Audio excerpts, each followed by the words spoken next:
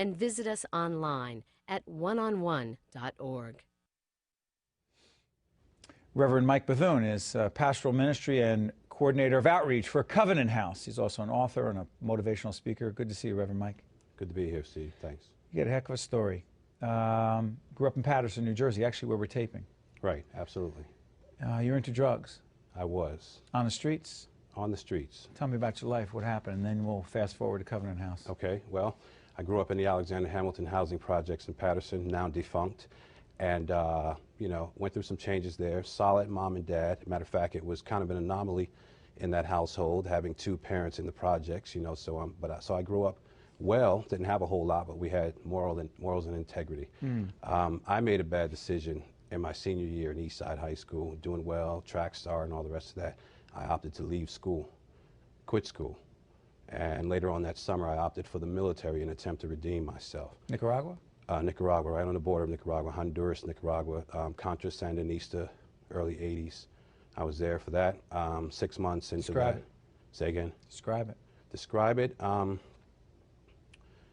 Scary, unpredictable, you know, as a 19-year-old, just not knowing what to expect, you know, helicopters falling, things exploding. I mean, I wasn't in intense hand-to-hand combat, but I was definitely right there in the scene, what we call a hazardous duty zone, which means that, you know, the probability of you dying there is pretty high. 6 months in that, drugged the whole time I was there just to be anesthetized in the environment. Drugs were accessible to you? Drugs were accessible, absolutely, absolutely. You weren't the only one? Not at all, Gotcha. Not at all. There were people on every level doing the same thing, and this is no slight to the military, but people do that in that environment to become kind of monster-like, just to function. You know, came out of that environment. I stayed in the military for a few years after that, but what had started in that situation was still in me when I came back to the States, you know, and eventually honorably discharged from the United States military, but found it extremely difficult to reintegrate into society. So what happens to you? I end up on the streets, homeless between Paterson and Newark for about 4 years, back and forth, living no job. here, living there. No job. Yeah, jobs here and there. I mean, I could, you know, I could dress myself up and clean up, and I can present well anywhere. So Were you doing drugs? I was doing drugs. Did you, while you were doing drugs and on the street, Yeah. got this background, come from a solid home, Right. did you on some level intellectually know this isn't right? Something's wrong, seriously wrong? Absolutely. Absolutely. I knew that when I realized that I couldn't intellectualize my way out of this situation, that this was a place where I had to swallow my pride and begin to ask for some help. And as a military person and as a person who, you know, who had some integrity, it was hard for me to do that. It was hard for me to ask for help. And that kept me in the street about 2 years longer than probably I needed to be. Did Covenant House come into your life?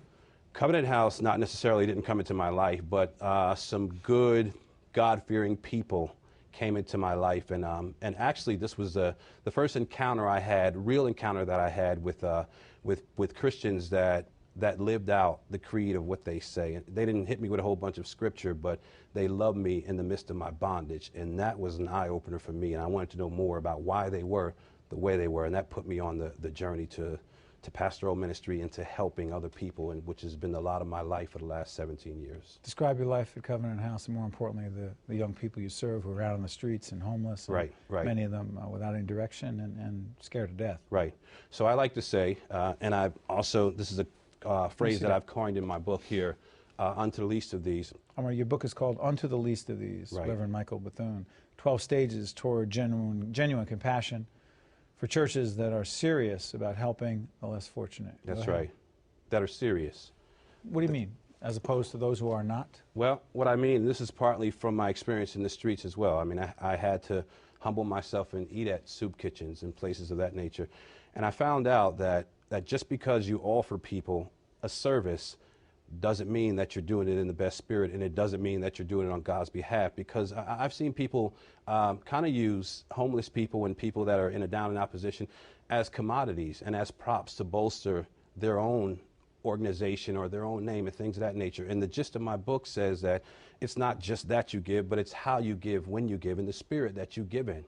Because you can give me a bowl of soup, but make me feel like a worthless human being when I leave your line. So you've done me a disservice as opposed to really helping me. So right there, you have one of those wristbands. Absolutely. I have one for you. Well, thank you. I wear this every single day. It says Covenant House, opening doors for homeless youth, and the number is there.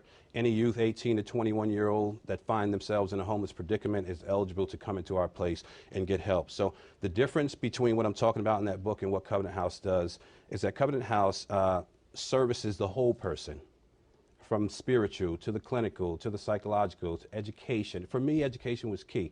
I went from a high school dropout to now having 3 degrees on the beginning of getting ready to start a PhD. You know, education has changed my life, and it's also put me in a predicament so that my sons don't have to go down the same path that I went down. How old are your sons? My sons are 9. My sons are 9. Caleb will be 13 here this month, and I also have a 26-year-old son, Neville. Wow. Right, Neville. So those are my 3 sons, and they're doing well. I mean, they've learned a lot. I haven't hidden anything from them. Have not. They know Dad's whole story, you know. Why is it important they know it all? It's extremely important because they have to know that they're growing up in a privileged way, and to know that there are people that are still the way Dad was. And so I bring them to Covenant House. They volunteer there. They help in the soup kitchens and things of that nature. But I want to get back to Covenant House just for a second. Covenant House, I mean, Covenant House covers the full person. I mean, the array of services that we offer are second to none when it comes to social services, especially for this 18 to 21-year-old bracket that most people don't want to deal with because they fear them, they don't know how, they're looking wild and this, that, and the other. I found that when you spend time with them and get past the defense mechanisms and get to the heart of the individual, you find out that these young people are just like anybody else's children or young adults, and you know, and they want things out of life. They just don't know what direction to go in. What's the message you have to any young person who's struggling right now and maybe watching PBS? Okay. The message I have for them is look at me as an example. I'm a tangible example of what can happen if you realize that sometimes your pain can lay the platform that can propel you into your purpose. It's about how you perceive it. I mean, things happen to everybody, and life is less about what happens to you and more about what you do once it happens. That's my message to them. Don't give up. Reverend, thank you. Thanks for having me. It's a powerful message. Thanks for having me, Steve. Appreciate it. All the best. Doing important work. Stay with us. We'll be right back after this.